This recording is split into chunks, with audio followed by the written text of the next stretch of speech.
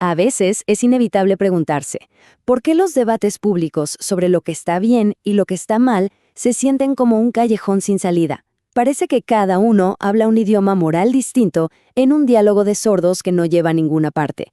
Bueno, pues el filósofo Alasdair MacIntyre lanzó una idea bastante radical al respecto, que el problema no es que simplemente estemos en desacuerdo, sino que nuestro lenguaje moral en sí mismo está roto. Así que vamos a meternos de lleno en esta idea tan inquietante. Para que entendamos a dónde quiere llegar, MacIntyre nos propone un experimento mental, casi como el inicio de una película de ciencia ficción. Imaginen esto. Ha ocurrido una catástrofe. La gente, furiosa, culpa a la comunidad científica por una serie de desastres y decide rebelarse.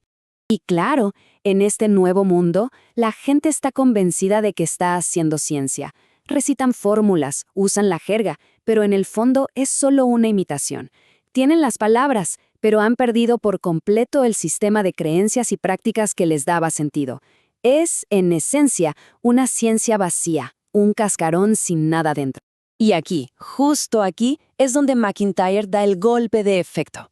Nos dice que esta historia de ciencia ficción, en realidad no es ficción, es una metáfora perfecta de lo que nos ha pasado a nosotros. Sostiene que nuestro lenguaje moral, el que usamos todos los días para hablar del bien y del mal, está precisamente en ese mismo estado de caos.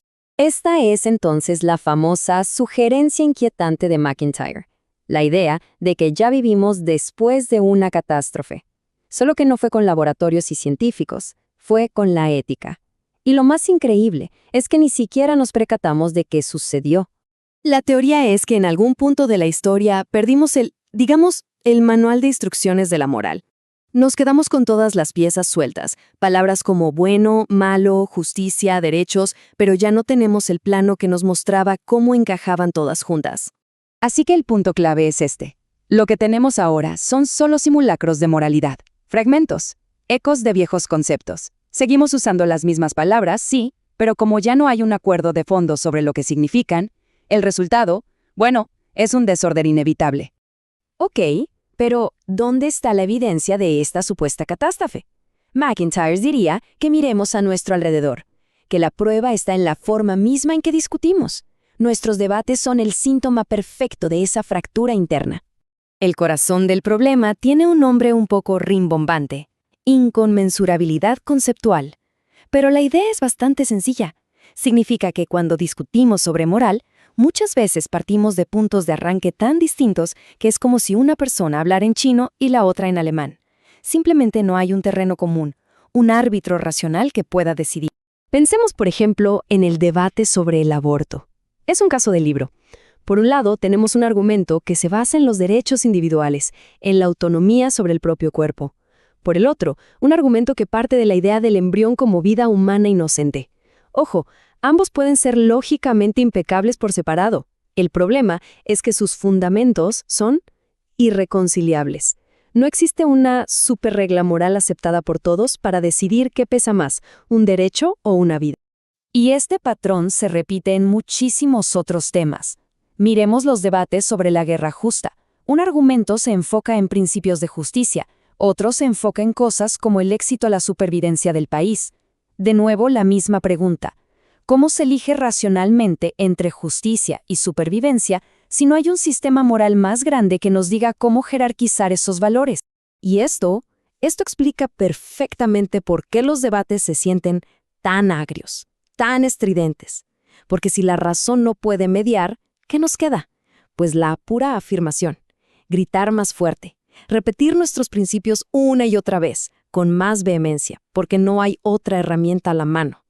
Es una clave para entender la polarización de hoy.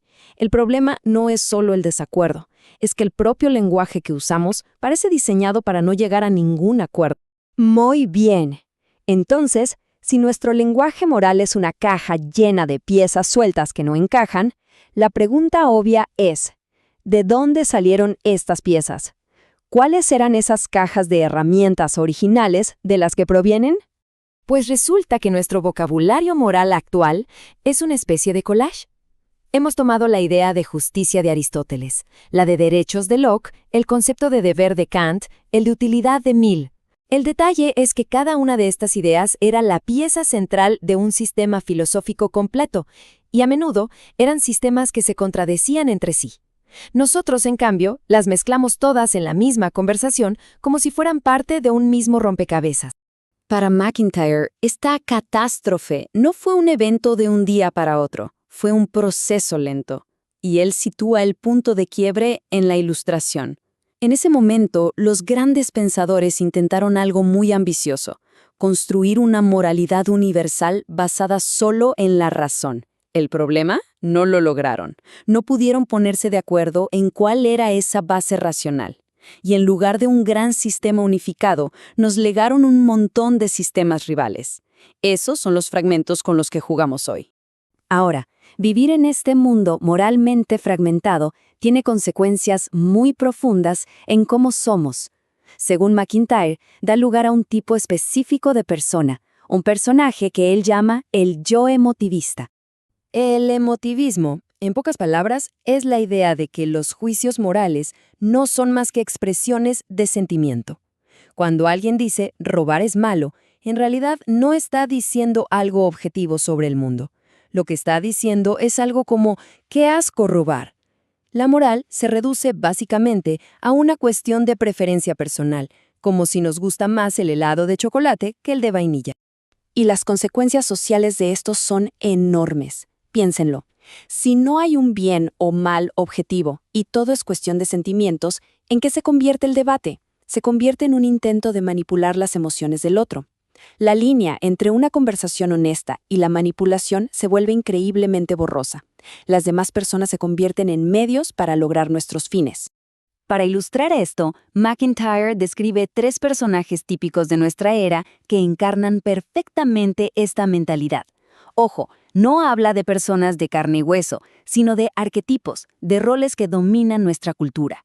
Primero está el gerente, cuya única preocupación es la eficiencia, sin preguntar nunca si el objetivo es bueno o malo. Luego está el terapeuta, que ayuda a la gente a ajustarse y lidiar con sus sentimientos, transformando problemas morales en psicológicos.